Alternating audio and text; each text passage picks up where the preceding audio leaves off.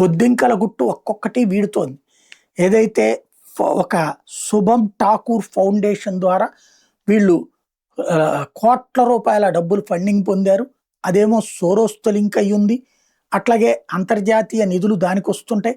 ఆ నిధులతో ఇక్కడ వీళ్ళు ఖర్చు పెట్టారు. ఈవెన్ సౌరవ్ దాస్ ఖర్చు కూడా ఇంటి అద్దెల నుంచి అవన్నీ ఆ సంస్థే నడుపుతుంది అన్నటువంటి లెక్కలు బయటకు వచ్చాక దాన్ని కవర్ చేయడానికి అసలు ఆయన ఎవరో నాకు తెలియదు, ఇది తప్పుడు ప్రచారం, ఇదంతా బీజేపీ సృష్టి అంటూ సౌరవ్ దాస్ చెప్పుకొచ్చాడు.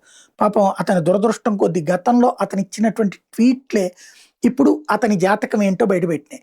ఏదైతే తనకి సంబంధం లేదన్నాడో ఆ సంబంధం లేదు అని చెప్పినటువంటి సంస్థ గురించి గతంలో సౌరవ్ దాస్ చేసినటువంటి ట్వీట్ ఏదైతే very happy to announce climate action front, a consultancy service that works with companies navigating the fast evolving landscape of climate compliance, sustainability and ESG.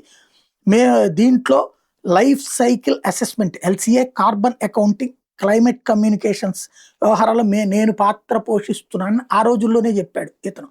ఆ ట్వీట్ని ఇప్పుడు తీసి నెటిజన్స్ ప్రశ్నిస్తుంటే ఫ్రస్ట్రేట్ అయిపోతున్నాడు మనోడు.